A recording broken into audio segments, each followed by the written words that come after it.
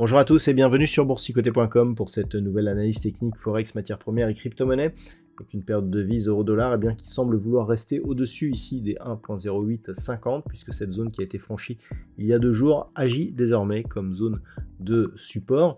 Donc on est ici sur une dynamique de retournement. On avait cassé ici la résistance oblique qui était définie par plusieurs points hauts de la précédente tendance baissière et donc on reste au-dessus. Je vous avais dit qu'il fallait casser ici le dernier point haut significatif. On est venu quasiment l'égaler, on l'a légèrement dépassé, mais pas assez pour vraiment parler d'un vrai retournement. Donc pour l'instant, certes, on sort ici de cette dynamique baissière, donc par cassure de la résistance oblique qu'il a définie, mais pour un biais qui reste actuellement neutre. C'est encore trop jeune pour anticiper une rupture ici de cette zone de point haut, puis de celle-ci qui sera un peu plus majeure. Donc un 0,950, en tout cas revenir aussi au contact des 1,10 sera un signal très positif pour la suite. Mais actuellement, on est ici sur un mouvement qui n'a pas accéléré. On a un petit peu accéléré sur ce mouvement, mais ça s'est très vite stabilisé derrière.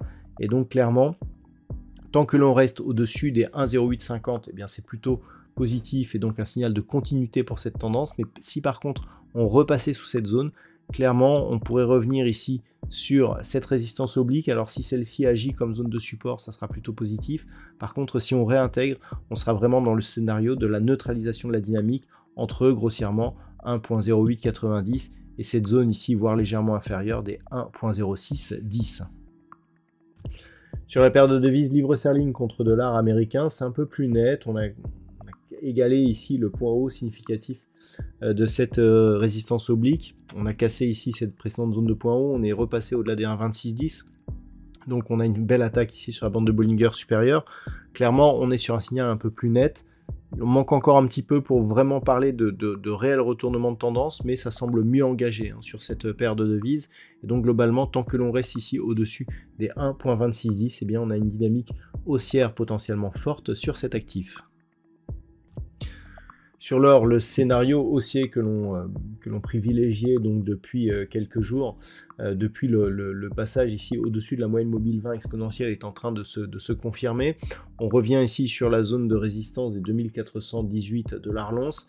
Et clairement, c'est la cassure de cette zone qui donnera le signal de la reprise du mouvement haussier donc sur le métal jaune, mouvement haussier qui, je le rappelle, reste la tendance de fond et qui pourrait même accélérer donc au franchissement de cette zone. Donc on est globalement sur une tendance qui pourrait accélérer et qui donc bien évidemment reste haussière sur le métal jaune tant que l'on reste désormais au-dessus des 2290 $ l'once. Le pétrole, lui, semble vouloir reprendre quelques couleurs. On revient ici au contact de la zone des 80,50 $ le baril, zone qui avait été cassée ici lors de cette séance du 1er mai.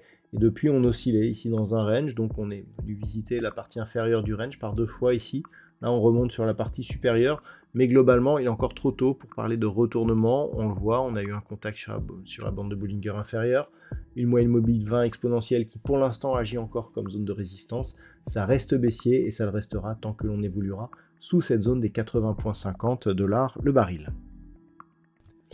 Et enfin au niveau du Bitcoin, c'est totalement neutralisé, donc toujours entre cette zone des 61 000 et des 68 800 $ pour un Bitcoin. Donc une tendance de fond qui reste haussière, mais dont la dynamique a été perdue, et ce depuis la rupture ici du support oblique qui définissait justement la dernière tendance court terme. Depuis, on oscille au-dessus de la zone des 61 000 $ pour un Bitcoin, qui en cas de cassure nous donnera un signal de consolidation plus forte. Donc tant que l'on est au-dessus, mais sous la zone des 68 800, c'est totalement neutre. Il faudrait repasser au-delà de cette zone des 68 800 pour commencer à entrevoir la possibilité d'une reprise haussière qui se traduirait par une rupture ici de la zone des 74 000 $ pour un Bitcoin. Voilà donc ce que l'on peut dire sur cette analyse technique Forex, matières premières et crypto-monnaies. Je vous souhaite de passer un très bon week-end et on se retrouve dès la semaine prochaine pour d'autres analyses techniques, toujours sur le site boursicoté.com.